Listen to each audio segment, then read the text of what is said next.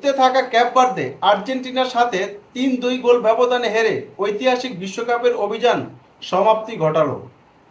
Group পর্বে দুর্দান্ত খেলছে, এবারের মতো তারা অংশগ্রহণ করেছে ফিফার বিশ্বকাপে আর এসেই ঝলক দেখিয়েছে। কিন্তু আর্জেন্টিনার সাথে শেষ রক্ষাটা হলো না তাদের। আর্জেন্টিনাদেরকে কিন্তু নাকের পানি চোখের পানি এক করে ছাড়ছে। আর্জেন্টিনা কিন্তু তাদের সাথে অনেক কষ্ট করে জিততে হয়েছে। লাস্টে তো এক আত্মঘাতী গোলের কাছে হেরেছে ক্যাপে ভার্দের এই দলটা। তা না হলে কিন্তু ম্যাচটা নিশ্চিত প্লান্টিক শুট আউটে যেত। ম্যাচের শুরুতে 29 মিনিটের মাথায় লিওনেল মেসির গোলে এগিয়ে যায় আর্জেন্টিনা। ক্যাপ ভার্দের সমতায় ফিরতে 29 মিনিট অপেক্ষা করতে হয়। 59 মিনিটের মাথায় দুয়ারতের গোলে ক্যাপ ভার্দে সমতায় ফিরে। নির্ধারিত 90 মিনিটে 1-1 গোলে খেলা কিন্তু শেষ হয়। আর্জেন্টিনা বল পজিশন পাসিং সবই কিন্তু এগিয়েছিল, কাজের কাজ গোলটা করতে পারেনি। আপনি যতই বল পজিশন রাখেন, যতই পাস খেলেন, ফুটবল খেলার মূল লক্ষ্য হচ্ছে গোল। গোল পেতে হবে, সেটাই কিন্তু আর্জেন্টিনা করতে ব্যর্থ হয়েছে। ক্যাপ ভার্দের সবচেয়ে শক্তিশালী সাইডই হচ্ছে ডিফেন্স এবং তাদের গোলরক্ষক বুজনিয়া। এই বুজনিয়াকে আর্জেন্টিনার খেলোয়াড়রা বিট করতে পারেনি। আর্জেন্টিনা মোট শট করেছে 21টা আর ক্যাপে ভার্দে 15টা।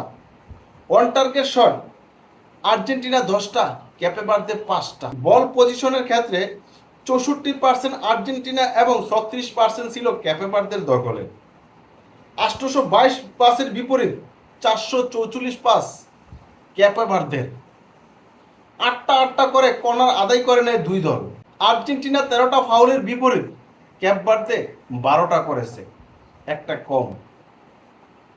নির্ধারিত 90 মিনিটে যখন খেলা অসমাপ্ত থাকে, এক্সট্রা টাইমের 92 মিনিটের মাথায় লিসান্দ্রো মার্তিনেজের দুর্দান্ত এক গোলে আর্জেন্টিনা 2-1 লিড নেয়। কিন্তু সেই লিড বেশিক্ষণ ধরে রাখতে পারেনি আর্জেন্টিনা। আর্জেন্টিনা যখন গোলের লিড নেয়, ঠিক তারপর থেকেই বল দখলে এগিয়ে থাকে ক্যাপে ভার্দে। এটা ম্যাচের শুরু থেকে শেষ পর্যন্ত দেখা গেছে। ঠিক 11 মিনিট পরে আবারও ক্যাপে ভার্দে সমতায় ফিরে।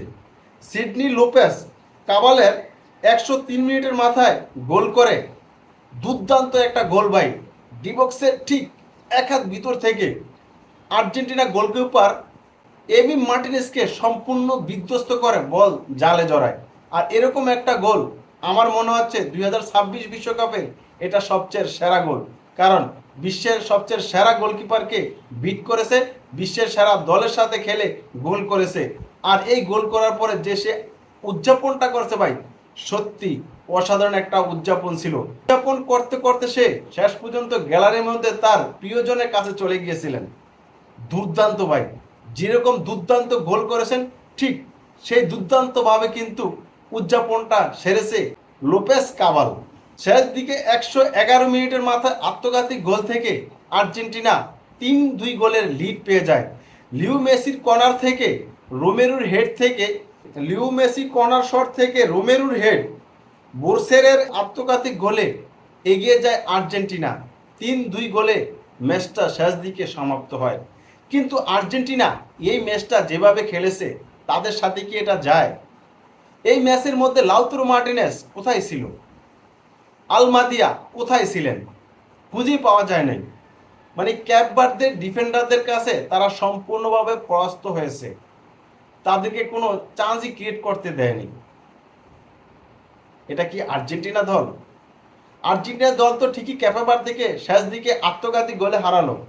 যদি এই আত্মঘাতী গোলটা না হতো তাহলে তো ম্যাচটা প্লান্টিক শুট আউটে যেত।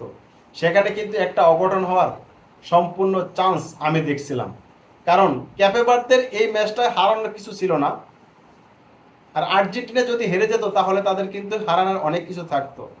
তাই ক্যাপে ভার্দে যেভাবে ফুল এফোর্টটা দিয়েছে, খেলোয়াড়ের মতো খেলার মতোই এফোর্ট দিয়েছে। দুর্দান্ত ভাই।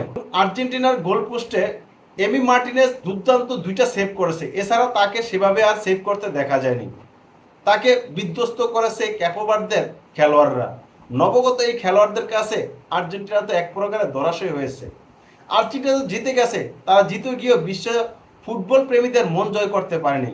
আর ক্যাপে ভার্দে ম্যাচটা হেরে গিয়েও পুরো বিশ্ব ফুটবলের মন জয় করে দিয়েছে। আপনি কি বলতে পারেন আর্জেন্টিনা কেন এরকম ম্যাচটা খেললো? তাদের কোথায় ঘাটতি রয়েছে? আমি তো বলতেছি তাদের মূল ঘাটতিটা হচ্ছে উইঙ্গারে। উইঙ্গার যারা আছে তারা তো গোল করতেই চায় না, একমাত্র লিও মেসির উপর ছেড়ে দেয়। লিও মেসি আছে তো তাদের মনে হচ্ছে দায় ছেড়ে বাঁচতে পারে। এভাবে তো একটা দলকে আপনি বহুদূর এগিয়ে নিতে পারবেন না। স্ক্যালোনি শেষ পর্যন্ত তিক্ত বিরক্ত হয়েছে তাদের খেলা দেখে। তাদের খেলার যেই স্পিড ছিল, ধরন ছিল, মনে হচ্ছে এটা বিশ্বের আরেকটা শক্তিশালী দেশের বিরুদ্ধে খেলতেছে। যে ক্যাপো ভার্দে একটা নবাগত দল, সেই দলের সাথে যে আর্জেন্টিনা খেলতেছে এটা মনে হয় নাই। মনে হচ্ছে বিশ্বের সেরা দলের সাথে আর্জেন্টিনা মুখোমুখি হয়েছে, তাদের সাথে ফেস করতেছে। আর কি করা, মানে কোনো রকমে ম্যাচটার টাইমটা শেষ হইলে মনে আর্জেন্টিনা বেঁচে যায়। ঠিক এরকমটাই দেখা গিয়েছে।